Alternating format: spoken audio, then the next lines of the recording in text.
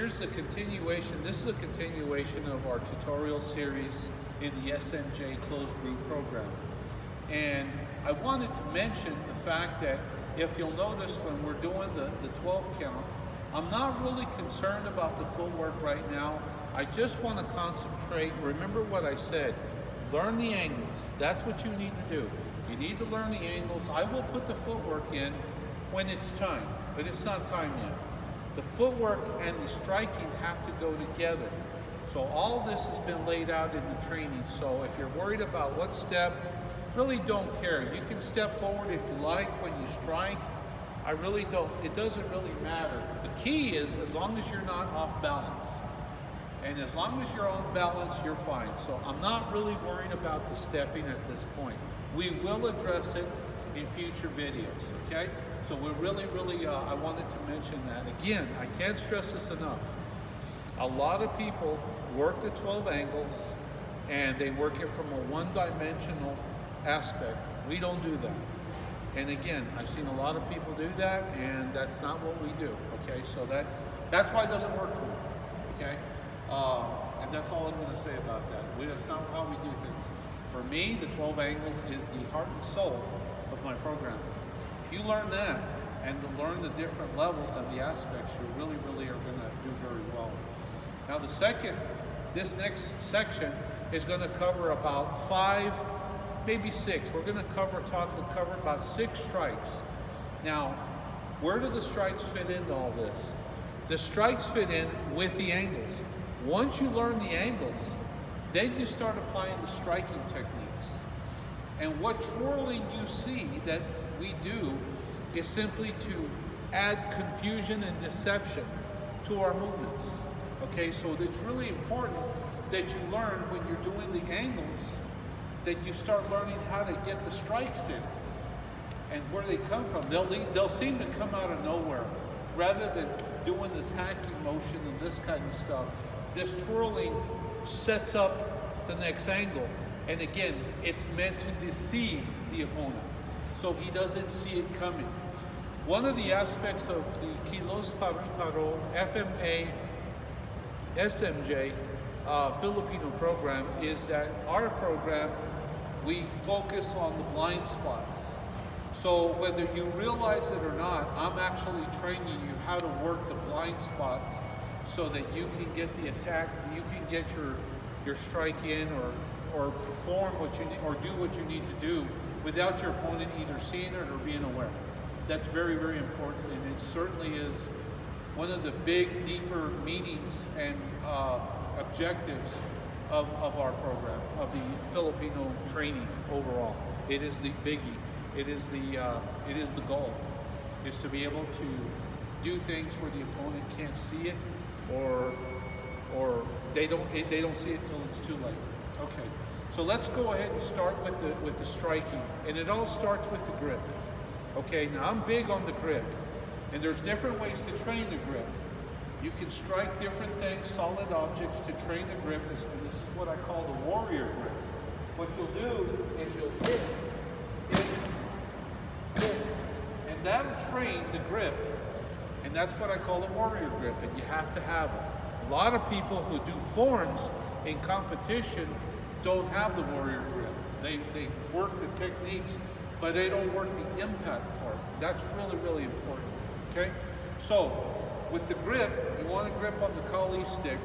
You want to grip it about 3 inches or 3 fingers from the bottom, okay? Just like I have it here, okay? And the first move we're going to do on this grip is we're going to start from the center position. Now we have 3 basic positions. We have what I call the open, center, okay? This is kind of like the right center line opening or open position. This is the middle center position, and this is the closed position. Now remember this position and the closed position are transitional. For example, when you're sitting here doing this and you go into move, you may chamber, but this is transitional. You're not going to stay here and fight from here. You're not going to stay here and fight from here. You're going to stay in another position, but these positions are they're transitions. Just like in karate, the stances are transitional. When you move forward, you're not going to fight like this in a forward stance. It is a transitional. This is transitional. This is transitional. So you're going like this, you're going like this. You're getting set up to strike, but you're moving from one position to the other. When you do your 12 count angles of the attack and defense, make sure you go to the chambered position on either side of the body. Whatever angle you're going to do, whether it's a 1, a 10, 11, whatever, you need to have it chambered so that you can produce the power and the snap that you need to. Okay, so that's really, really important. Okay, so let's go over the strikes. We're going to cover the first 6, just like we did in the first training. All right, so here we go. First one is before we start, I want to tell you that when we do our twirl, it's real important that when you twirl, you keep as many fingers on the stick as possible. You need to keep at least these 3 fingers on the stick at all times, and you'll open the hand with the last 2 fingers just enough to complete the twirl. That's what you want. Okay, so you gotta have that. And you gotta know when to twirl and when not to. Real important. Okay, so if you'll notice that we're gonna go from one position to the other. And I'm gonna go slow so you can follow. Okay, so the first strike that we're gonna do is called an inside redondo. Okay, and that's Filipino for redondo, like in Spanish. So what we're gonna do is it's an inside strike. Inside strike. Inside strike. Inside and stop. Inside, stop. I don't advocate you doing this until you get used to it. Get used to it and stop. I prefer you to do this and stop so you have control over it, rather than trying to get sloppy with it. Don't worry about speed, it'll come. But you gotta get used to the hand has to get used to it. So what I want you to do is start getting used to the inside redondo. Inside meaning inside here. Okay? The next technique besides the inside redondo is the outside redondo. So what you're gonna do, this is the inside. Now you're gonna do the outside. Outside redondo. Outside redondo. And stop. Outside redondo. Now you gotta open your hand up a little bit to start, to get used to it. That's okay. But the goal is not to stay there. And certainly don't hold it like this.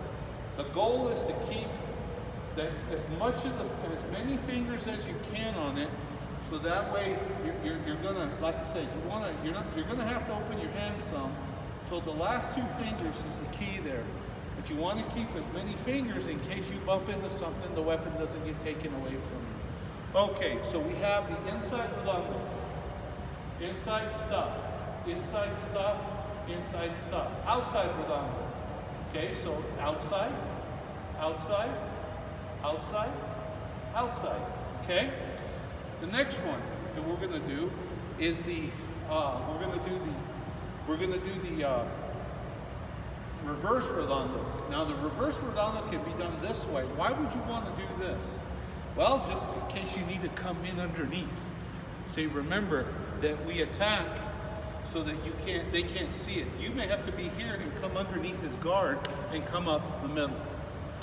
Kind of like a 6 to 12 on the clock. That's what you're doing. So remember that that's one. Now we have the outside redondo, the inside redondo, which is more of a position to strike to get it in under their guard, That's the inside redondo, inside. That's how the position is stick. If this was a sword, you would come in and come underneath and rip them up. You come underneath, rip them, and cut up. Okay? And then you can come down and finish them off. Okay? The other thing is outside redondo and reverse redondo. Okay? So outside, like this, outside redondo, reverse redondo. So you go down, you come up. Go down, come up. Go down, come up. That is the outside redondo, reverse redondo. Outside.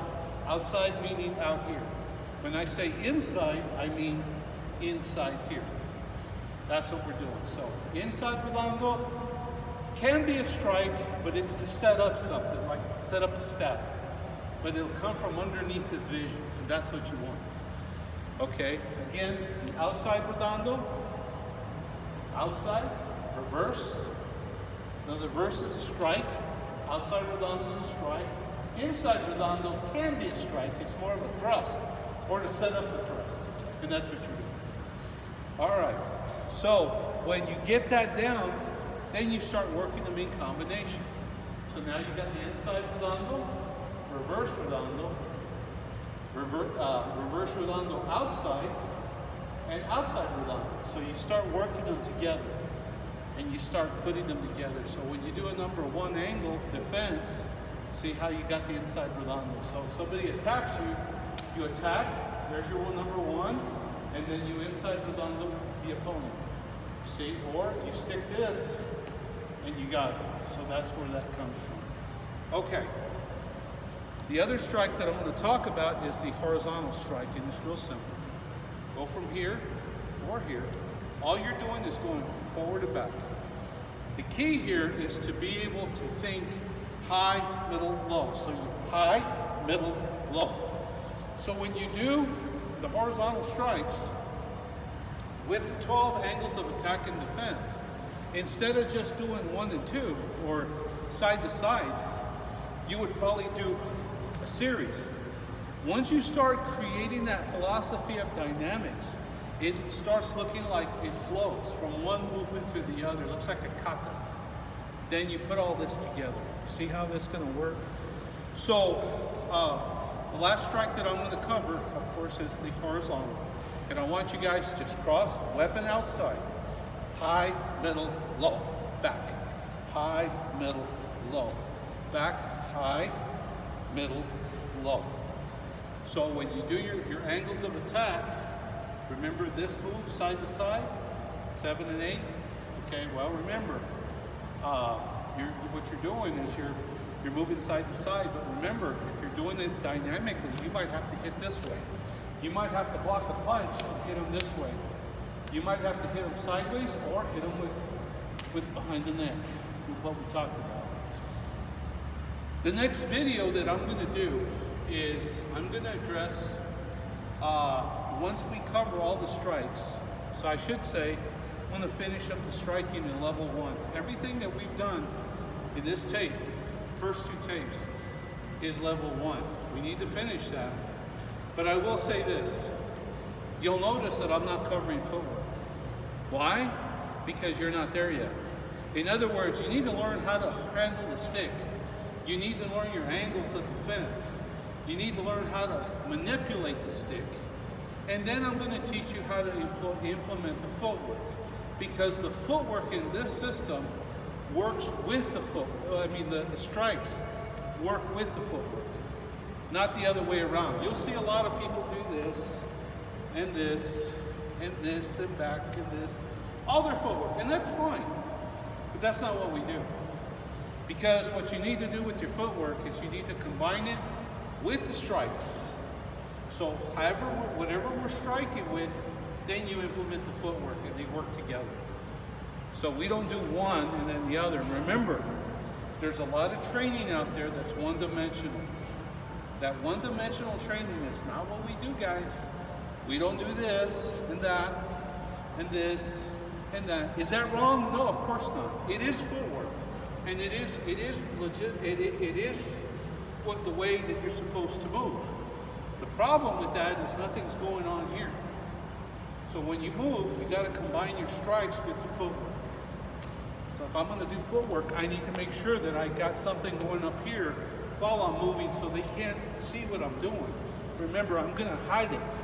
So while they're looking at the stick, they're not going to see the footwork that I'm doing. So I hope that kind of gives you an idea of the direction that we're going. We've got some great training. I will be teaching concepts of Wing Chun. I will be teaching, of course, more advanced aspects and concepts of Filipino martial arts and other things, of course. So with that being said, thank you for listening. I appreciate you being a member of this organization. I will take you far. All you have to do is be willing, and remember this, there's a lot of people out there with good skill, but without tactics, it's not going to work.